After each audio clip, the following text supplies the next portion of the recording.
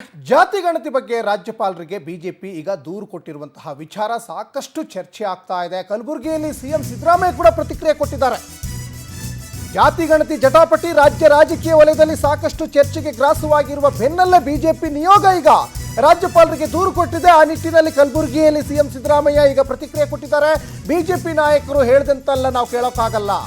ಸಾಮಾಜಿಕ ಹಾಗೂ ಶೈಕ್ಷಣಿಕವಾಗಿ ಸರ್ವೆ ಆಗಬೇಕು, ಅದಾಗುತ್ತೆ. 75 ವರ್ಷ ಆಯಿತು, ಈಗ ಮತ್ತೆ ಸಮಗ್ರ ಸರ್ವೆ ಆಗಬೇಕು. ಇದು ಕಲಬುರಗಿಯಲ್ಲಿ ಸಿಎಂ ಸಿದ್ದರಾಮಯ್ಯನವರ ಹೇಳಿಕೆ. ಜಾತಿ ಗಣತಿ ಬಗ್ಗೆ ರಾಜ್ಯಪಾಲರಿಗೆ ಬಿಜೆಪಿ ನಿಯೋಗ ಒಂದು ಕಡೆ ದೂರನ್ನು ಕೊಟ್ಟಿದೆ.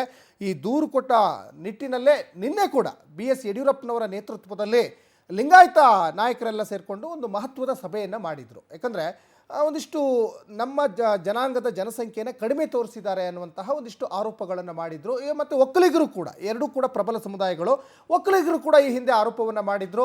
ಹಾಗಾಗಿ ಇದನ್ನು ಮತ್ತೆ ಸಮೀಕ್ಷೆ ಮಾಡಲಿಕ್ಕೆ ಈಗ ಸೆಪ್ಟೆಂಬರ್ 22ರಿಂದ ಸರ್ಕಾರ ಈಗ ಮುಂದಾಗಿದೆ. ಅದರಲ್ಲಿ ಒಂದಿಷ್ಟು ಗೊಂದಲಗಳಿದ್ದಾವೆ. ಆ ಗೊಂದಲಗಳನ್ನು ಸರಿ ಮಾಡಬೇಕು ಅಂತ ವಿರೋಧ ಪಕ್ಷದ ನಾಯಕರು ಈಗ ಆಗ್ರಹಿಸ್ತಾ ಇದ್ದಾರೆ. ಕೇಳಕ್ಕಾಗಲ್ಲ. ನಾವು ಅಶೋಕ ಬಿಜೆಪಿ ಅವರು ಹೇಳಿದ್ರು, ರಾಜಕೀಯವಾಗಿ ಮಾತಾಡ್ತಾರೆ, ಅವ್ರನ್ನೆಲ್ಲ ಹೇಳ್ಕೊಂಡು ಎಲ್ಲ ಇದನ್ನು ಕೂಡ ತಪ್ಪದೇನೆ ಸೋಷಿಯೋ ಎಕನಾಮಿಕ್ ಶೈಕ್ಷಣಿಕ ಎಜುಕೇಷನಲ್ ಸರ್ವೆ ಆಗಬೇಕು. ಯಾಕಂತಂದ್ರೆ ಈ ಸೋಷಿಯೋ ಎಜುಕೇಷನಲ್ ಸರ್ವೆ ಆಗೋದ್ರಿಂದ ನಾಳೆ ಸ್ವಾತಂತ್ರ್ಯ ಬಂದು 78 ವರ್ಷ ಆಯಿತು.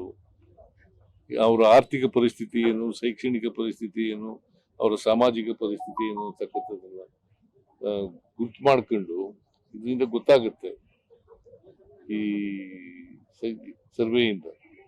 ಇದಾದ್ಮೇಲೆ ನಾವು ಕಾರ್ಯಕ್ರಮಗಳನ್ನ, ಅಭಿವೃದ್ಧಿ ಕಾರ್ಯಕ್ರಮಗಳನ್ನ ರೂಪಿಸ್ತೀವಿ. ಅಶೋಕ ಹೇಳ್ದಾಗೆಲ್ಲ ಕೇಳಕ್ಕಾಗಲ್ಲ. ನಾವು ಅಶೋಕ ಬಿಜೆಪಿ ಅವರು ಹೇಳಿದ್ರು, ರಾಜಕೀಯವಾಗಿ ಮಾತಾಡ್ತಾರೆ, ಅವ್ರನ್ನೆಲ್ಲ ಹೇಳ್ಕೊಂಡು ಎಲ್ಲ ಇದನ್ನು ಕೂಡ ತಪ್ಪದೇನೆ ಸೋಷಿಯೋ ಎಕನಾಮಿಕ್ ಶೈಕ್ಷಣಿಕ ಎಜುಕೇಷನಲ್ ಸರ್ವೆ ಆಗಬೇಕು.